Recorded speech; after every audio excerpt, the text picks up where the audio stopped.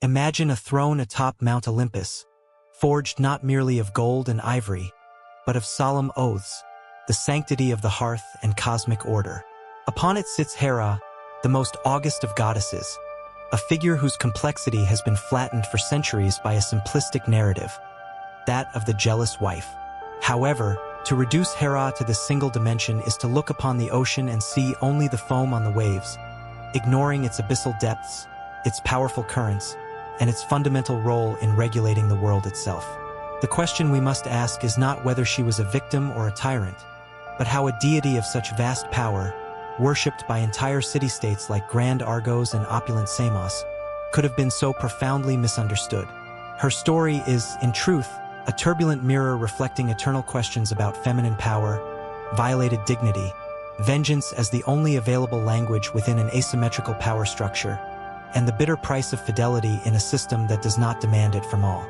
To truly understand Hera, we must begin not with her jealousy, but with her royalty. She was one of the oldest and most venerated divinities in the Greek pantheon, a daughter of the titans Cronus and Rhea, and thus a sister to Zeus, Poseidon, and Hades. Yet, her most crucial identity was that of Hera Teliae, Hera the complete, the consummated, she who brings the cycle to its perfection. She was the goddess of marriage. This may seem, at first glance, a limited, almost domestic domain, but in reality, it was one of the pillars of Greek civilization. Marriage in ancient Greece was not a mere union of love. It was the fundamental institution that guaranteed the legitimacy of lineages, the transmission of inheritance, social stability, and the continuity of the oikos, the family and economic unit that was the foundation of the state. Hera, therefore, presided over the very social contract. She was invoked by brides who desired a blessed matrimony, by women who yearned for children, and by cities that depended on familial order for their own cohesion. Her cult was splendid. In Argos, her sanctuary housed a colossal statue of gold and ivory, one of the most famous in antiquity, sculpted by Polykleitos himself. In Samos, the Heraean was one of the largest temples ever built by the Greeks, a monumental testament to the devotion she inspired. Women worshipped her not because she was a submissive goddess, but because she personified power and authority within the sphere socially designated to them. She was the cosmic matriarch, the guardian of the most sacred oaths. And it is precisely here that the tragedy begins, because her counterpart, her own husband and brother Zeus, was the god whose domain was the entire universe, and whose nature was that of an insatiable conqueror. Mythology presents us with a marriage that was, in itself, an act of conquest and resistance. The narratives vary, but one of the most powerful tells that Zeus courted Hera for 300 years, and that she repeatedly rejected him, aware of his inconstant nature. Unable to win her by force or persuasion, Zeus resorted to trickery. He transformed himself into a poor, wounded bird, a storm-beaten blackbird, during a harsh winter day. With a compassionate heart, Hera took the trembling creature and warmed it against her breast.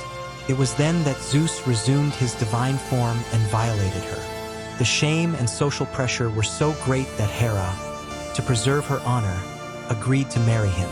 Her own marriage, the archetype she personified, was born from a violation.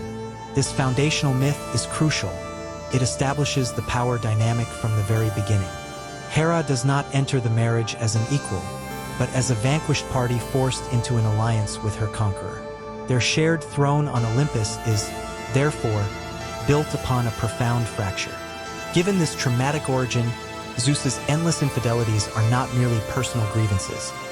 They are cosmic affronts, repeated violations of the sacred contract that she, Hera, was charged with custodiating. Each lover, each Parthenos seduced by Zeus, was living proof that her own domain, marriage, was scorned by the very god who should have been her primordial partner.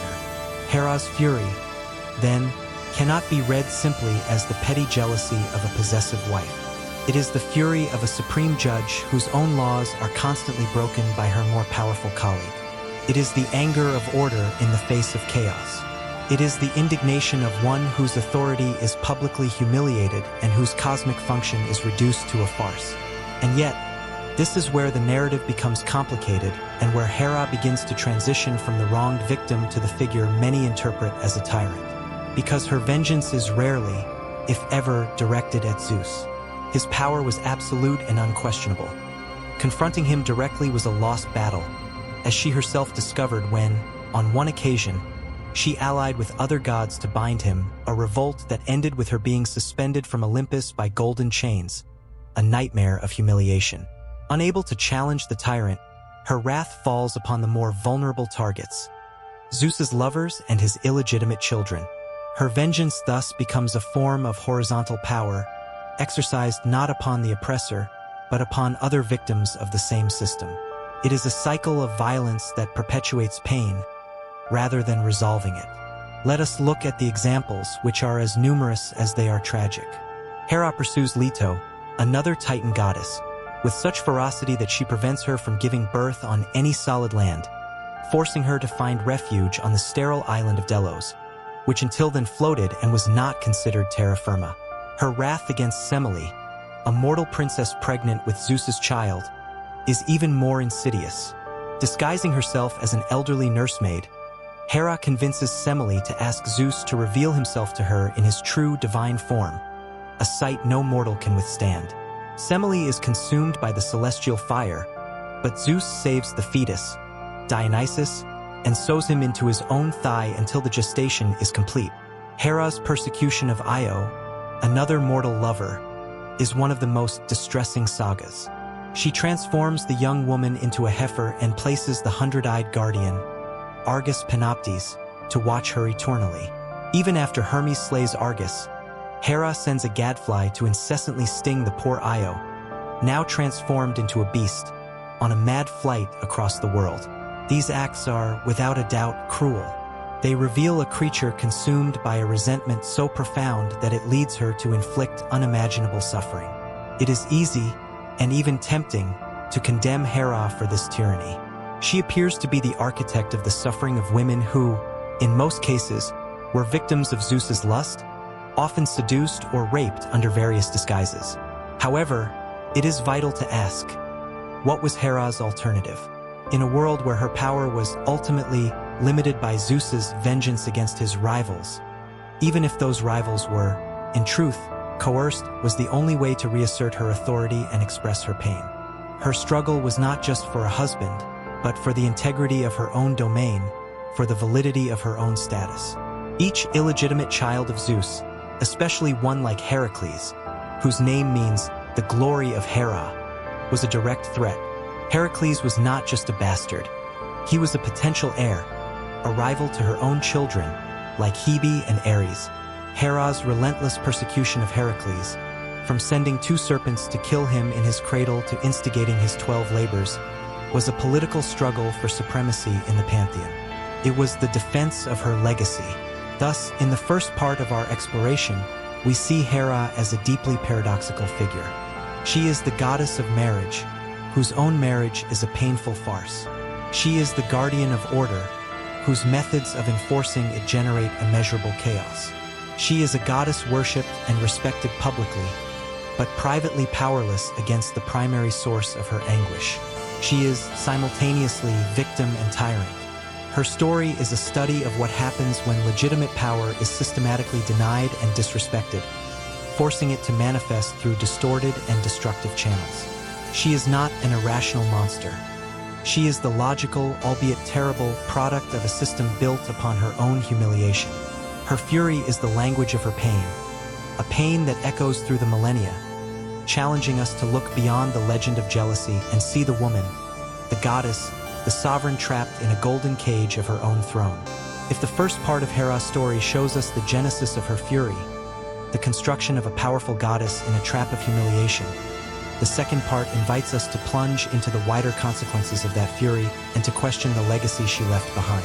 The persecution was not an end in itself. It was a symptom of a struggle for meaning and survival in a cosmos ruled by Zeus's capricious will.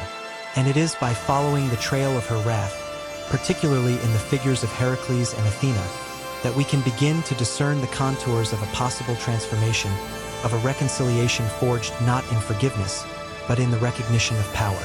The The saga of Heracles is, perhaps, the epitome of the dysfunctional and symbiotic relationship between Hera and her husband's illegitimate children. Her hatred for him was as fundamental to her identity as her role as Hera Teliae. From the moment of his birth, she tried to eliminate him, and when she failed, she dedicated her immense cunning to making his life a living hell. It was Hera who, in a fit of madness she cast upon him, led Heracles to murder his own wife, Megara, and their children. This horrific act was the direct catalyst for the 12 labors, the expiatory punishment imposed by King Eurystheus, a man who, not by chance, was a devotee of Hera and acted, in many ways, as her agent on earth. Hera's persecution of Heracles can be read as tyranny in its purest state. Relentless, unjust harassment of a man who, in his essence, only desired redemption and glory.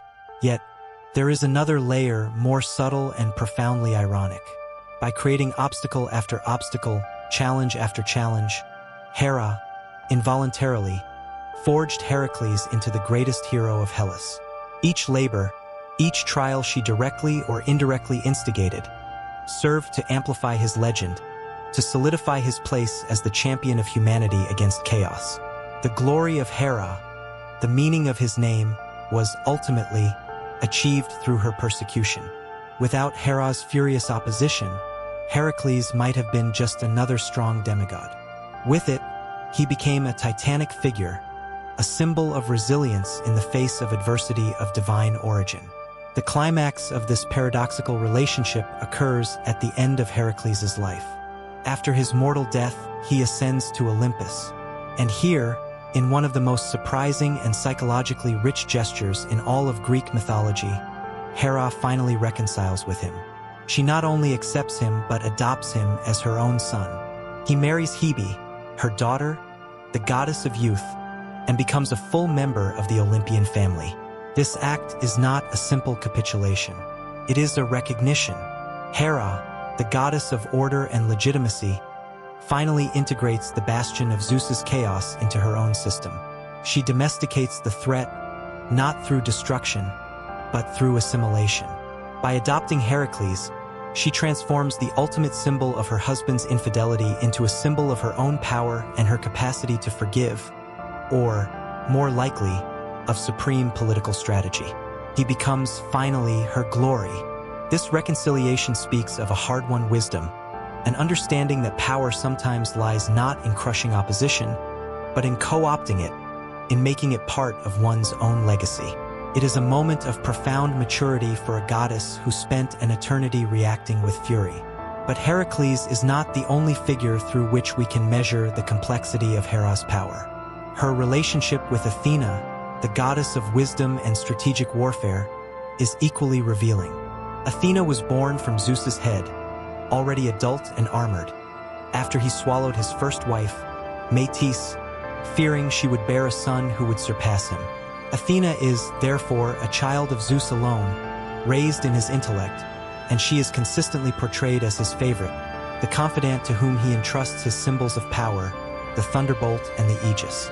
In any conflict, Athena is almost always on her father's side. Given Hera's history, one would expect a fierce enmity between the betrayed goddess and this non-biological daughter who is the pure incarnation of Zeus's power. However, what we see is something very different. Hera and Athena are not intimate friends, but they are frequent allies. They share a space of feminine power that transcends, at certain moments, family loyalties. Both are goddesses of aspects of civilization and order. Both are strategic, intelligent, and powerful in their own right. In Homer's Iliad, when the gods divide between the Greek and Trojan sides, Hera and Athena are firmly on the same side, opposing Aphrodite and Ares. They work together to manipulate the events of the war, sharing a common goal. This alliance is deeply significant. It demonstrates that Hera is not driven by an indiscriminate hatred of all other feminine divinities. Her conflict is specific, directed at the lovers and children who represent a direct threat to her status and her domain. With Athena, who is not a lover nor a rival for Zeus's affection in a romantic sense, she can find common ground. Athena represents a type of feminine power that does not challenge Hera's domain. In fact, it complements it. Both are worshipped as protectors of cities, as patronesses of crucial aspects of civilized life.